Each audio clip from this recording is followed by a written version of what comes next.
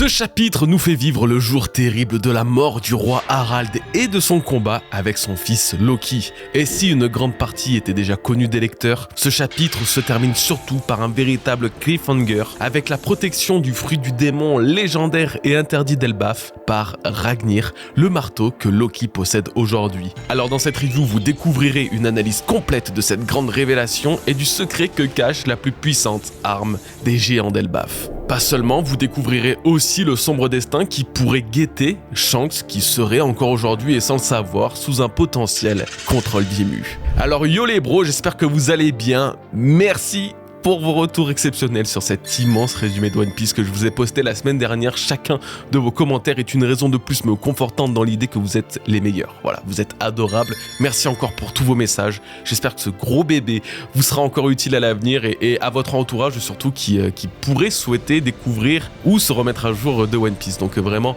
merci encore à vous. Voilà, donc aujourd'hui on part pour une dernière review, peut-être la dernière de l'année. Alors j'en profite pour vous inviter à liker et à vous abonner, ainsi qu'à noter en commentaire ce chapitre sur 10. Et d'après vous, mais que cache réellement Ragnir? Nous allons voir ça ensemble après un court placement de produit. Merci à tous et à tout de suite. Aujourd'hui, j'ai le plaisir de vous présenter Blue Protocol Star Resonance. Si tu aimes les MMO, les univers animes colorés et surtout les jeux où tu peux autant vivre une aventure épique que chill avec tes potes, j'ai sûrement ce qu'il te faut. Dans Blue Protocol Star Resonance, tu crées ton propre héros pour explorer un monde exceptionnel rempli de donjons et de raids stratégiques qui n'attendent que toi. Que tu sois un joueur occasionnel ou un véritable tryharder. Dans les deux cas, tu pourras aussi simplement te poser, pêcher, te balader ou même crafter. C'est un MMO accessible dans lequel il fait bon vivre. Et en ce moment, c'est encore mieux parce que le Winterfest est en cours et le monde est complètement transformé. Il y a des événements spéciaux, des créatures exclusives à traquer, des transformations dans le thème de Noël, mais aussi des cadeaux cachés un peu partout dans la ville à différents jours, des nouvelles tenues d'hiver à débloquer et des récompenses juste en te connectant chaque jour pendant l'événement. Donc si tu as envie de découvrir un MMO animé, festif, vivant et de rejoindre la fête avec tes amis pour jouer sérieusement ou juste pour chill, alors Blue Protocol Star Resonance est dispo dès maintenant et vous pouvez le télécharger à partir du lien en description. Le chapitre commence donc chez Gaban et la discussion entre ce dernier et Shanks va vite tourner autour d'Ace, le fils de leur capitaine. En effet, c'est Garp qui aurait rencontré Gaban pour lui révéler l'existence d'un héritier des Goldie, chose que personne d'autre que le héros de la marine ne savait finalement. Maintenant, Shanks a l'information et considère Ace comme son petit frère, de la même manière que pour l'équipage de Roger, Baggy et lui étaient leur fils. C'est donc un beau moment qui introduit ce chapitre. Mine de rien, Ace de son vivant a manqué d'interaction avec les proches de son père et on a dû se contenter que d'un petit passage de sa rencontre avec Shanks dans le pays enneigé. Mais là encore, rien n'annonçait le lien qu'avaient ces deux personnages. J'entends par là que Ace ne savait probablement pas que Shanks était un ancien membre de l'équipage de Roger et Shanks n'avait aucune idée à avoir qu'Ace était le fils de Roger. Dans ce chapitre, il apprend que Roger avait un gamin, mais il n'a semble-t-il pas appris son nom. Ce n'est que bien plus tard qu'il a dû le découvrir après l'avoir rencontré sur cette île enneigée. Donc on peut aussi comprendre plusieurs choses. Si Shanks est allé sur East Blue, c'était probablement pour chercher le gamin de son capitaine, car c'est ce même Roger qui disait à Rayleigh au chapitre 968 que celui qui pourra accomplir ce qu'eux n'ont pas réussi, c'est son gamin, c'est son fils. Or à ce moment-là, Roger n'avait pas encore d'enfant. Ace aurait alors pu être l'enfant de la prophétie si Shanks l'avait croisé avant Luffy. Il a toutefois découvert sa véritable identité un peu plus tard, après sa rencontre sur l'île enneigée. Et c'est sûrement à ce moment-là qu'il a voulu avertir Barbe Blanche du danger que représentait Teach et du besoin de stopper Ace. Shanks a vraiment voulu préserver le fils de Roger, mais Newgate ne l'a pas écouté. J'imagine alors qu'on verra également le avant et le après Marineford de la vision de Shanks, le moment où il a appris l'exécution d'Ace et le moment où il a dû faire le deuil du petit frère qu'il n'a su protéger. En tout cas, oui, tout ça explique plutôt bien la présence de Shanks sur East Blue qui, je vous rappelle, était la mère d'origine de Roger. Pour la suite, on retourne au château d'Elbaf et pas de grande surprise, c'est une catastrophe. Harald perd peu à peu conscience, Imu s'empare de son esprit et parvient à le briser au point que le roi d'Elbaf se retourne contre ses propres soldats qui peinent à le retenir. Nous sommes donc totalement dans cette scène du chapitre 1152 où Harald se fait transpercer par ses gardes, ce qui ne lui fera rien. Comme tout bon chevalier divin qui se respecte, il est immortel et se régénère sans cesse. Au même moment, Shanks explique justement à Gaban le principe des contrats que signent les chevaliers divins. Le pacte superficiel qu'Harald et lui ont signé permet dans un rayon modéré à sa grandeur de les contrôler, donc sa grandeur c'est Imu, là où le pacte des profondeurs propre aux vrais chevaliers divins permet en plus d'une force surhumaine et d'une immortalité de générer d'intégrer les cercles Abyss et surtout d'être manipulés par Imu partout dans le monde. Peu importe leur emplacement, jamais ils ne pourront contester les ordres de sa grandeur, et c'est ce que Shanks craignait pour Harald s'il venait à rejoindre les Chevaliers Divins. Ce qu'il ne sait pas, c'est que c'est déjà trop tard et le haki terrifiant qu'ils viennent de ressentir en est la preuve. On peut faire un point rapide sur ce passage, bien que honnêtement, aucune grande révélation ne nous est faite. En vrai, aucune révélation tout court, si ce n'est que Shanks avait dévoilé son identité à Harald sur Marie-Joise, mais là encore, il avait déjà sous-entendu dans le chapitre 1152, donc bon. À la rigueur, la vraie explication importante que nous avons, c'est que les Chevaliers Divins peuvent être contrôlés par Imu partout dans le monde, là où le pacte des bas-fonds permet bien un contrôle par Imu, mais que dans une zone restreinte. C'est sûrement pourquoi Shanks n'a pas désiré aller jusqu'à la cérémonie des Chevaliers Divins. Il risquait d'y laisser son libre arbitre, mais finalement, qui dit qu'il n'est pas encore totalement contrôlé ? Parce que pour l'instant, on n'en sait pas vraiment plus. On est d'accord que Shanks avait un pacte des bas-fonds, donc théoriquement, Imu pouvait déjà le contrôler à l'époque. On imagine qu'avec le monstre marin qui lui a chopé le bras, il n'est plus sous l'influence du gouvernement et son pacte a disparu. Mais en sommes-nous vraiment bien sûrs ? Je veux dire, pouvons-nous affirmer que là, Shanks n'est plus sous le pacte du gouvernement ? Que finalement, le pacte des bas-fonds, comme tous les autres pactes d'Imu, n'est pas forcément lié à la marque qu'il aurait apposée sur le bras, mais à un lien qui est tissé dans l'âme. Et donc que Shanks, bien qu'il n'ait plus le bras qui a été marqué par la bête, est finalement toujours maudit par Imu et que cette dernière pourrait, dans le cas où elle se trouve assez proche de lui, reprendre son contrôle. Et je pose ça là, mais il y a donc bien un monde où nous pourrions peut-être avoir un Shanks diabolique contrôlé par Imu, et ce court passage chez les Chevaliers Divins et son pacte des bas-fonds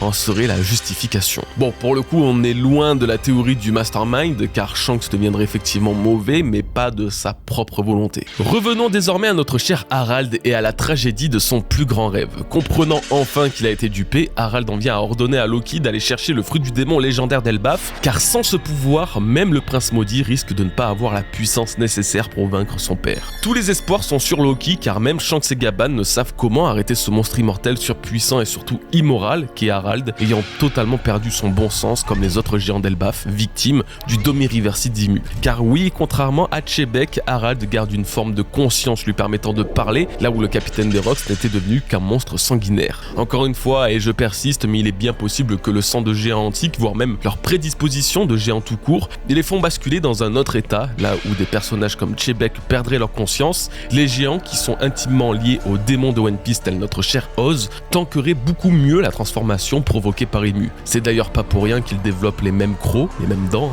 que les géants antiques, tel Oz justement. J'en profite pour appuyer sur le fait que ce n'est pas Imu qui contrôle Harald et qui parle à travers lui, c'est plutôt une transformation qu'elle a provoquée, ce qui est quand même largement différent. Et finalement, comme je le mentionnais à l'instant, le sujet principal reste et restera l'utilisation du fruit interdit transmis de génération en génération à Elbaf, car après avoir sommé Loki de le consommer, Harald le veut désormais pour lui et ensuite offrir le pays des géants à Imu. Alors que Loki pénètre dans la salle au trésor pour obtenir la puissance de ce fruit, le marteau Ragnir bouge et attaque le prince maudit, à son grand étonnement et au nôtre aussi. Il était juste là dans le chapitre 1152, ce putain de marteau était derrière le coffre du fruit du démon, et on l'a pas vu depuis des mois. Moi qui me demandais pourquoi Loki avait un marteau différent, pourquoi Ragnir était différent, on a la réponse, c'était pas Ragnir. Ragnir était dans la salle du coffre. Et aujourd'hui c'est encore pire en fait, parce qu'on en vient à se demander qu'est-ce qu'est vraiment Ragnir. Que fait-il ici? Pourquoi bouge-t-il? Ouais, pourquoi? Bon, déjà une chose est certaine, à ce moment-là, Loki n'avait pas de fruit du démon, ou en tout cas pas celui d'Elbaf. C'était une théorie que j'adorais vous remettre dans le nez durant son flashback, mais non, elle ne tient pas puisque Loki est allé récupérer le fruit défendu d'un pas déterminé. Si le coffre était vide par sa faute, il n'y serait pas allé.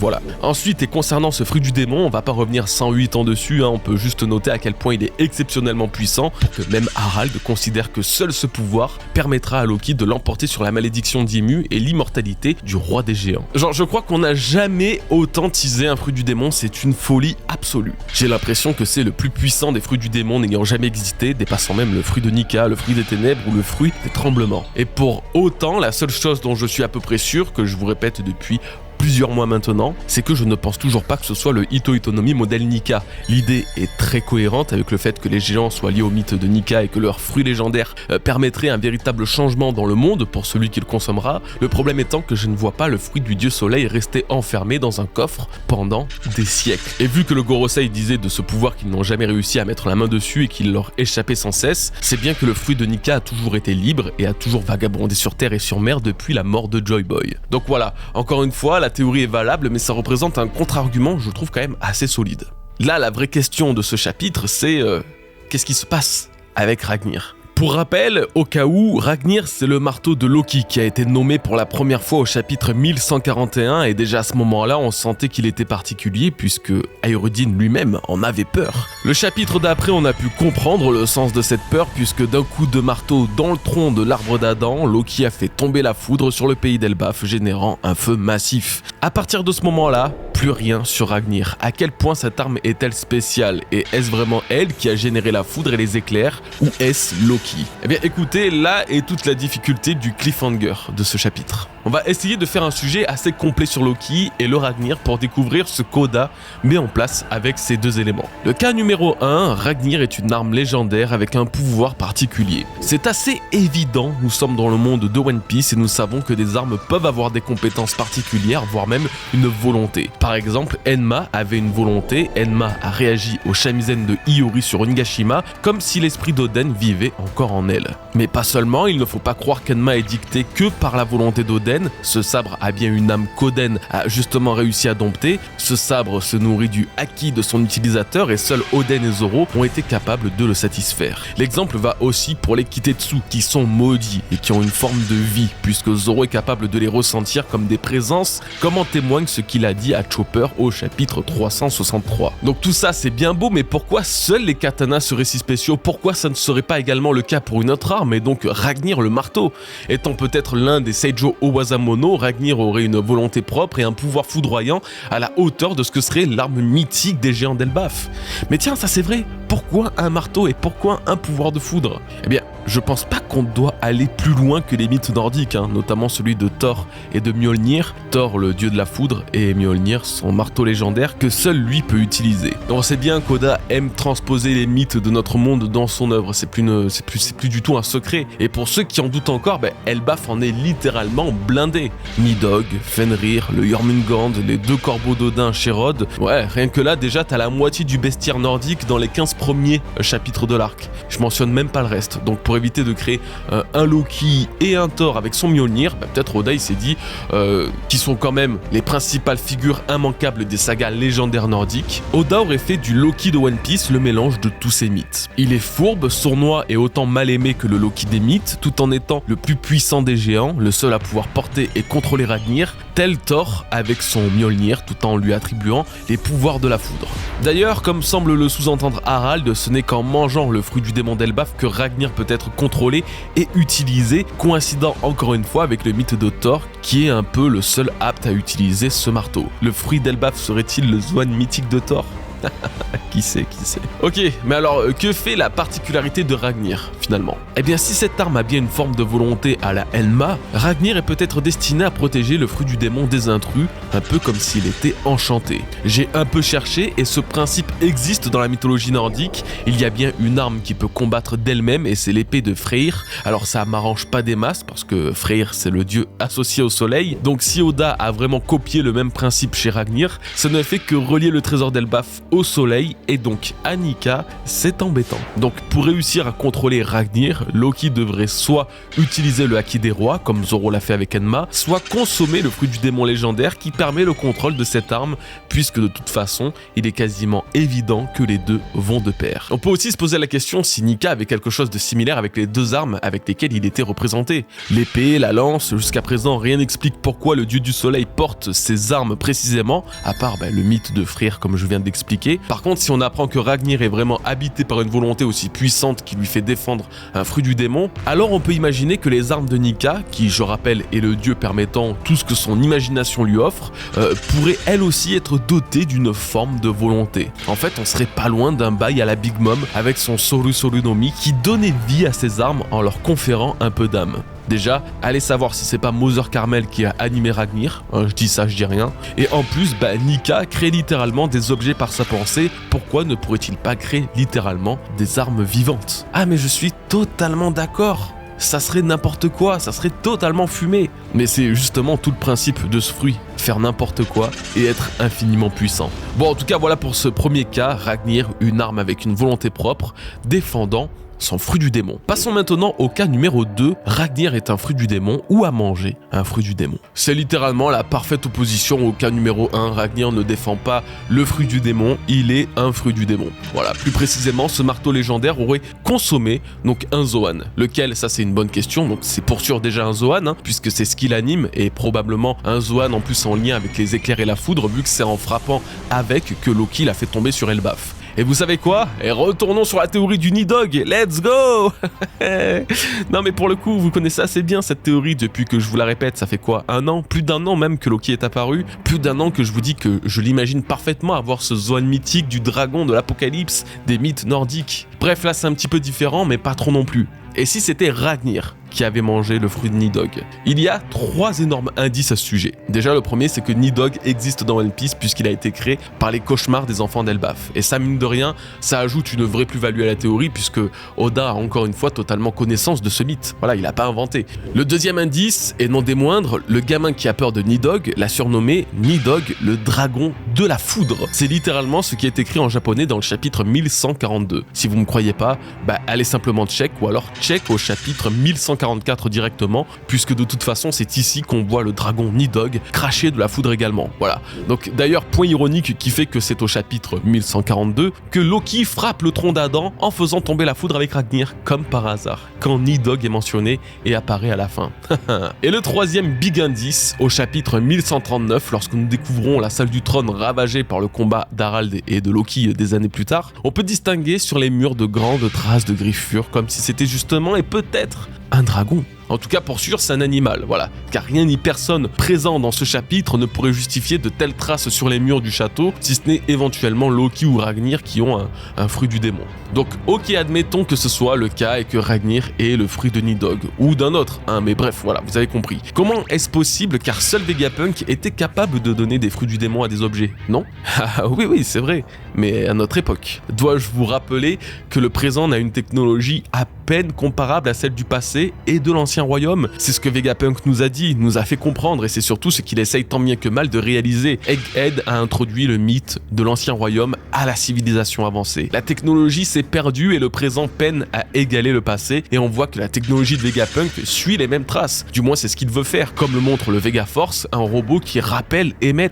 Le principe et la technologie des fruits du démon conférés à des objets existaient alors déjà peut-être par le passé, il y a plus de 800 ans, car toute la science existant aujourd'hui existait déjà probablement à l'époque, et c'est à cette époque que le Ragnir aurait pu être le résultat d'un essai scientifique entre un fruit du démon et une arme, un marteau en l'occurrence. Donc va savoir, ça se trouve, Ragnir a littéralement le fruit du démon d'Uranus. On n'en sait rien.